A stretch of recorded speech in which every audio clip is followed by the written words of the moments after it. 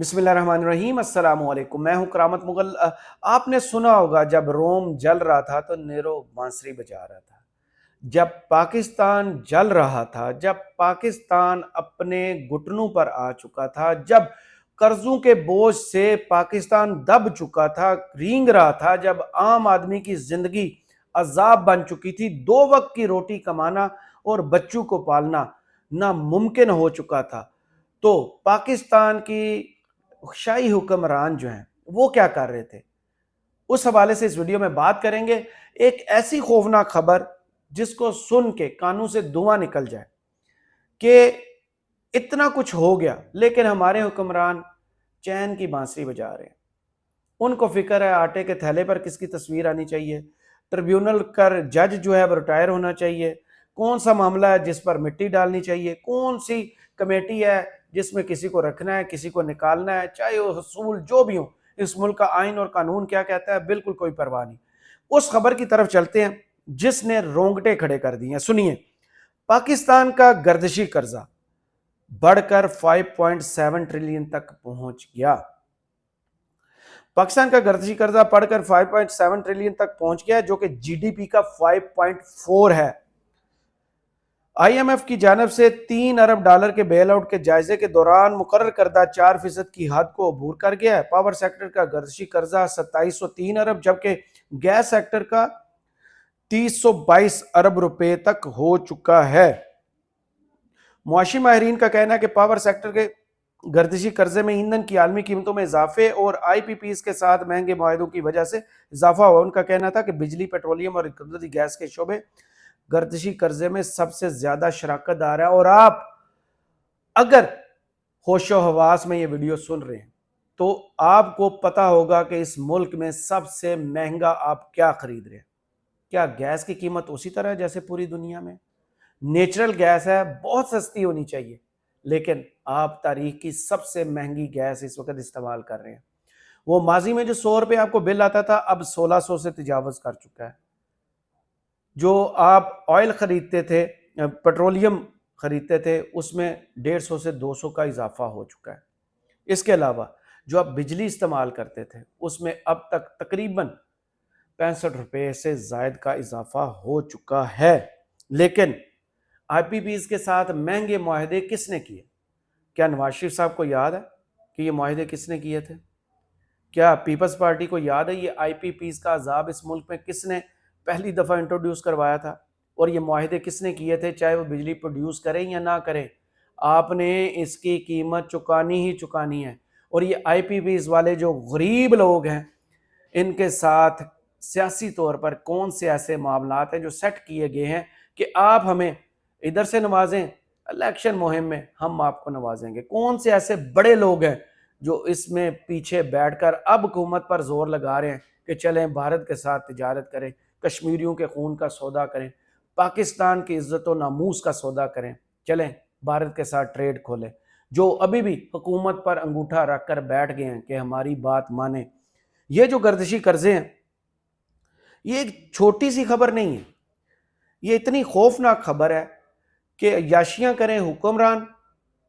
और जिस शहरी की जिंदगी दो वक्त की रोटी से भी मुश्किल हो चुकी है, उसका कमाना, अपने बच्चों का पेट पालना मुश्किल हो चुका है, सफेद पोशी की चादर उतार कर रोन दी गई है, उस पर कर्जों का बोझ कितना है। और आने वाले दिनों में बिजली भी महंगी होगी, कल पेट्रोल भी महंगा होने जा रहा है और इसके अलावा गैस तो महंगी है ही है, उसकी तो मंजूरी भी हो चुकी है। जब ये हो रहा था तो शरीफ खानदान क्या कर रहा था? सबसे पहले शुरू करते हैं हम पर नाफज किए गए जबरी तौर पर वजीर आजम साहब क्या इरशाद फरमा रहे थे।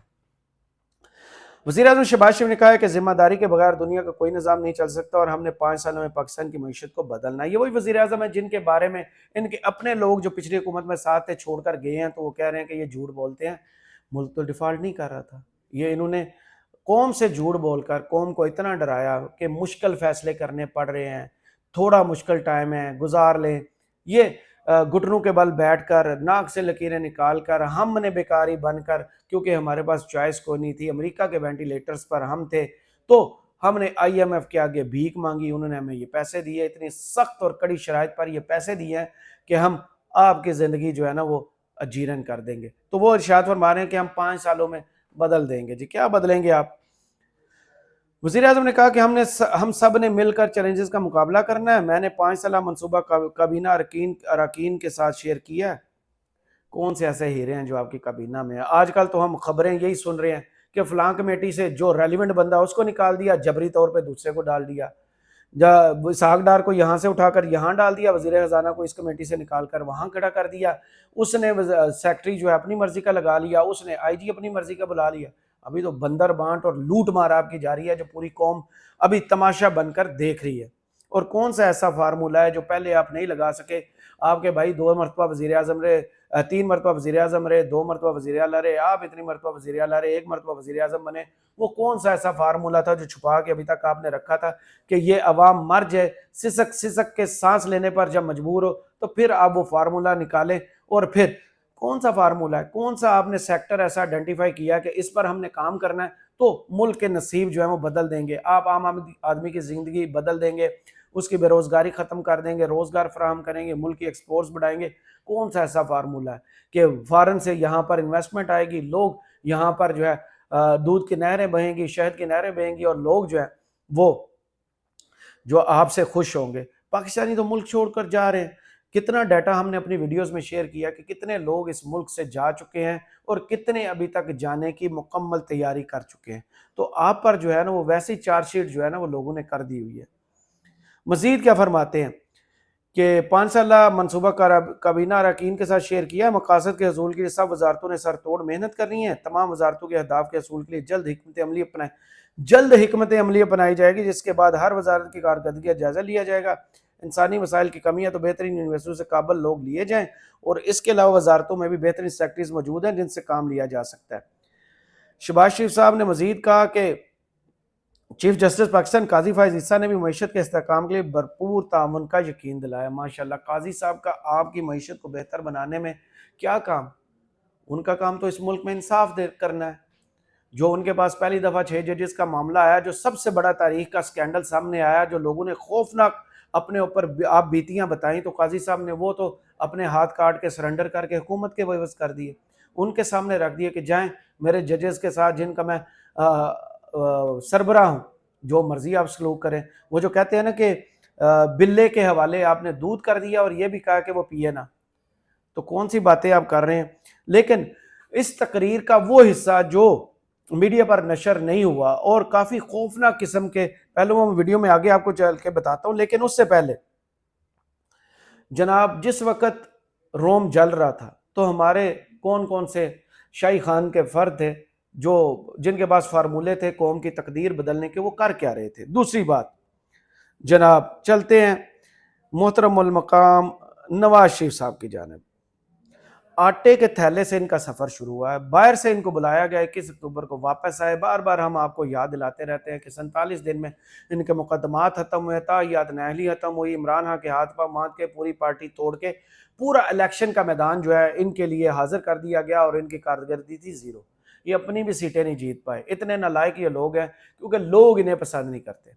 ان کا 4تھی مرتبہ کا وزیر اعظم بننے کا جو سفر تھا وہ شروع تو ہوا لندن سے، لینڈ بھی کیا یہاں پہ، قانون بھی ان کے پاؤں میں گر گیا جا کے اسلام آباد ایئرپورٹ پہ، لیکن یہ اتنے نالائق لوگ تھے کہ ان سے جا کے عام ووٹر کو کنونس کرنا ناممکن ہو چکا تھا، کیونکہ بنی گالہ میں بیٹھے ہوئے اس ڈاکٹر نے ان کی آنکھوں کا جو آپریشن کیا تھا نا، اس سے انہیں دیوار کے پار بھی نظر آنا شروع ہو گیا تھا کہ کون اس ملک کے ساتھ مخلص ہے، کون ہے جو ان کی قسمت کا بہتر فیصلہ کر سکتا ہے اور ان کے آنے والے مستقبل کو محفوظ بنا سکتا ہے، اقوام عالم ان کی عزت بنا سکتا ہے۔ تو جناب سفر شروع ہوا تھا 4تھی مرتبہ کے وزیر اعظم کا کہ پاکستان کو نواز دو، نوازا تو نہیں گیا، آٹے کے تھیلے پر اب تشریف لے آیا۔ آپ کی تصویر دیکھ کے آٹے نے بھی رنگ بدل لیا، لوگوں نے کھانا چھوڑ دیا، اور اس کے بعد نئی کارروائی کی ڈالی گئی، جناب کسان کارڈ انٹروڈیوس کروایا گیا اور اس پر بھی نواز شریف کی تصویر لگا دی گئی۔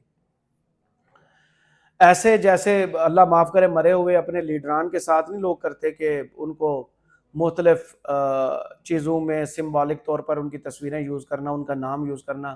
محترم المقام جناب نواز شریف صاحب حیات ہیں، اللہ انہیں لمبی زندگی دے، ابھی سے ان کے ساتھ وہ نون لیگ نے ہاتھ کیا، جیسے وہ نصرت جاوید صاحب نے کہا تھا نا الیکشن کے دنوں میں، جیسے ان کو ریڈی پہ ڈال کے، جیسے گھر کے کسی بزرگ کو جب کھانا پینا وہ ختم ہو جائے نا، انسان غریب ہو جائے، مانگنے کی نوبت آ جائے، تو گھر کے بڑے کو ریڈی میں ڈال کے وہ لے کے آتے ہیں باہر اور کہتے ہیں دیکھیں ہمارا کیا اشر ہے، ہمیں پیسے دے دو۔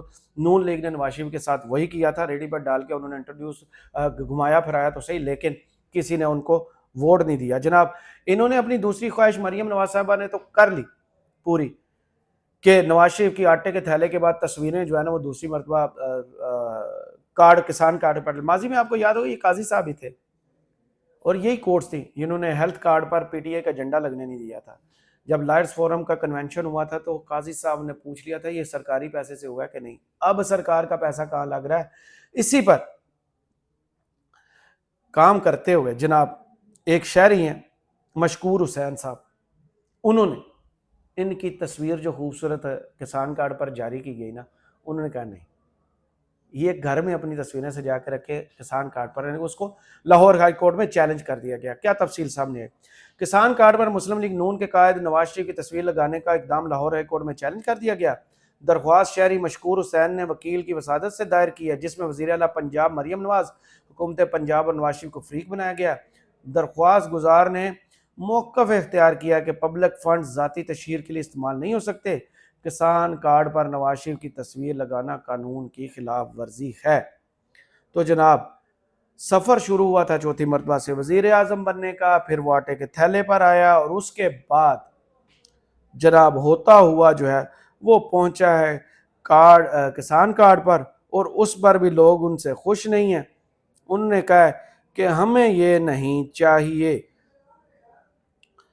جناب۔ اس کے علاوہ مریم نواز صاحبہ جو ہیں وہ اپوزیشن تو ان کو بار بار ایک خطاب دے رہی ہے کہ یہ تصویر اعلیٰ ہیں، یہ ٹک ٹاکر وزیر اعلیٰ ہیں، کیونکہ ان کی ویڈیوز ہی سامنے آتی ہیں اور ان کے شب شباب بھی چل رہے ہیں۔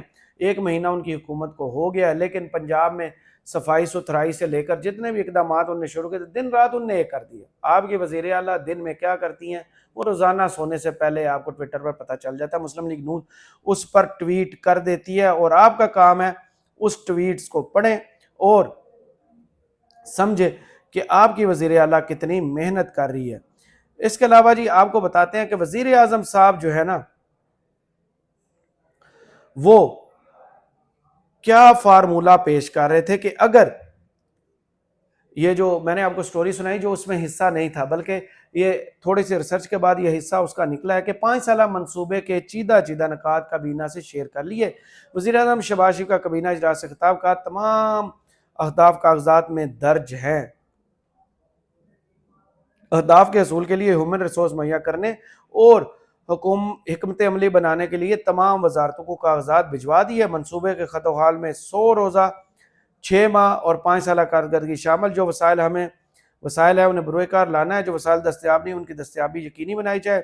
جس محکمے کے پاس وسائل کی کمی ہے وہ SIFC اور پیپرا رول سے استثناء لے لیں، جو ملک کا قانون ہے اس سے یہ استثناء لے لیں۔ اس کے علاوہ اس سے وسائل کی دستیابی یقینی بنانے میں درکار وقت ضائع ہونے سے بچ جائے گا۔ بہترین پاکستانی ریسورس جہاں سے بھی ملتا ہے وہ لے۔ انہوں نے کہا یہ جو